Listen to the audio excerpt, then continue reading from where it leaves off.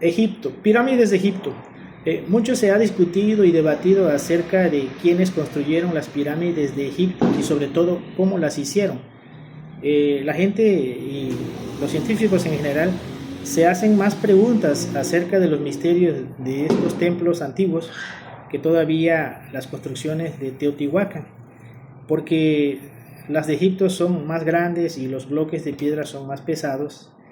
Sí, entonces en los años 70 del siglo pasado, específicamente en 1978, una cadena de televisión japonesa llamada Nippon TV tuvo la inquietud de saber y contrató a un grupo de ingenieros allí en Japón para que fueran a Egipto y le pidieran permiso al gobierno de construir una pirámide efímera cerca de la Gran Pirámide para encontrar el know-how o el saber cómo los egipcios las hicieron. El plan incluía utilizar herramientas primitivas, rudimentarias, cinceles, martillos, marros, cuerdas, rodillos. El asunto es que estos ingenieros al final se declararon incompetentes, no pudieron mover las piedras con las manos, con cuerdas, y tuvieron que utilizar máquinas, grúas, y aún así no pudieron colocar los bloques de piedra en forma precisa y matemática a como dejaron los egipcios las pirámides originales.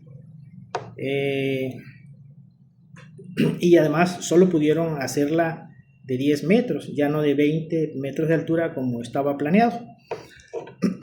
En el siglo pasado también existió un profesor en Gran Bretaña, que era catedrático de la Universidad de Cambridge. Su nombre es Keith Hopkins, era profesor de historia antigua en esa universidad. Este profesor viajó a Egipto a grabar un documental acerca de toda la zona arqueológica, y este señor escudriñó las piedras y las rocas y se dio cuenta que en algunas rocas existían surcos o perforaciones de taladros y de sierras también. Estos taladros eran herramientas de precisión que habían usado o que usaron los egipcios, ¿sí? Y analiza el profesor que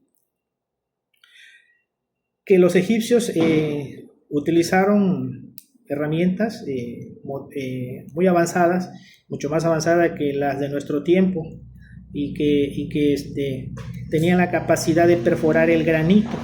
El granito es muy duro y no pudo haber sido perforado con herramientas de cobre o de bronce, a como dicen los arqueólogos o historiadores de esta época, ¿sí? Entonces Keith Hopkins llega a la conclusión de que efectivamente los egipcios utilizaron herramientas, máquinas y sierras eléctricas, y además pues que dicen que desgravitaban las piedras, las movían con un aparato parecido al control remoto, ¿sí? Bueno, aparte de este científico, hubo otro científico británico también que se llamó William Petrie. Este científico fue el primero que hizo un estudio científico sobre las pirámides, utilizando la tecnología más moderna de su tiempo. Viajó a Egipto, hizo una mensuración de la Gran Pirámide, llevó teodolitos, higonómetros y demás cosas, y uno de los datos que sacó fue que el perímetro de la base de la Gran Pirámide mide 365 metros de circunferencia o de perímetro, equivalente a los 365 días de nuestro año solar.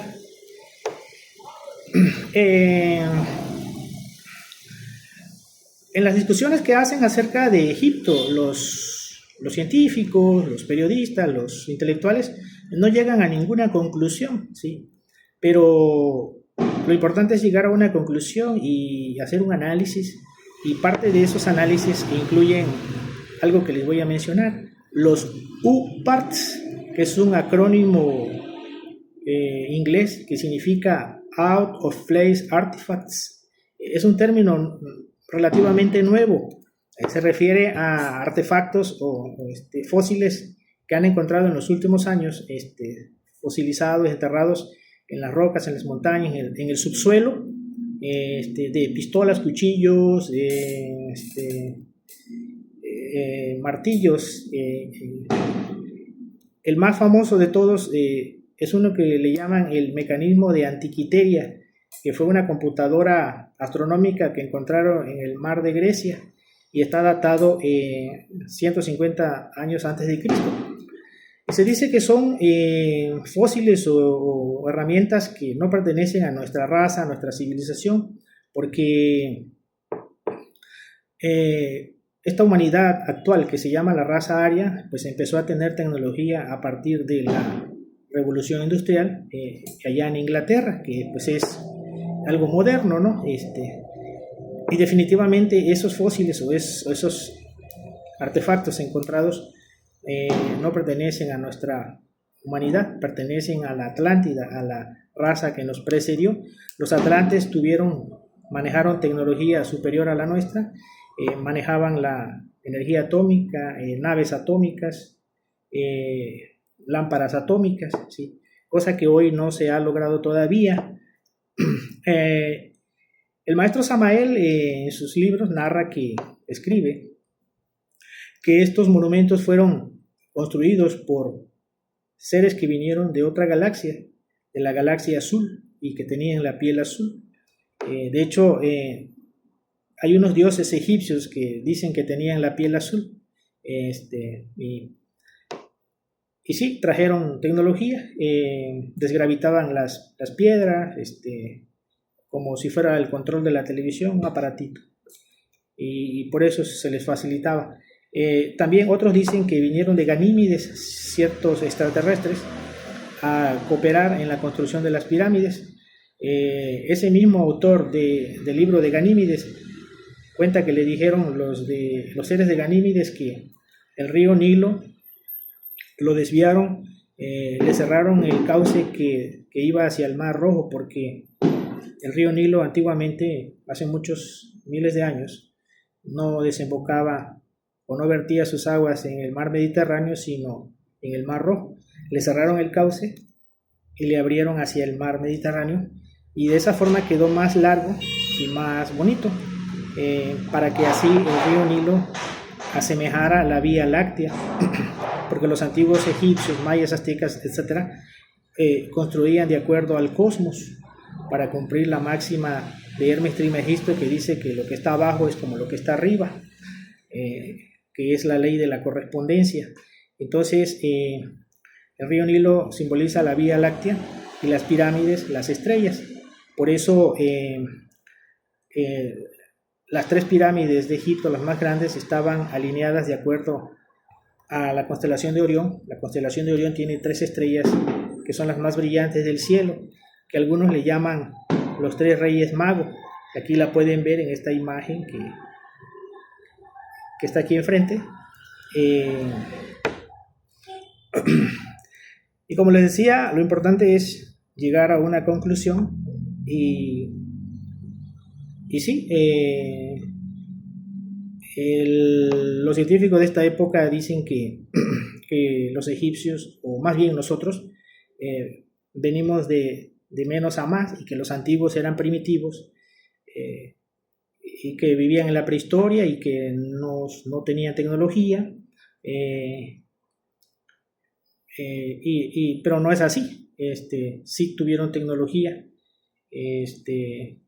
La historia está mal contada,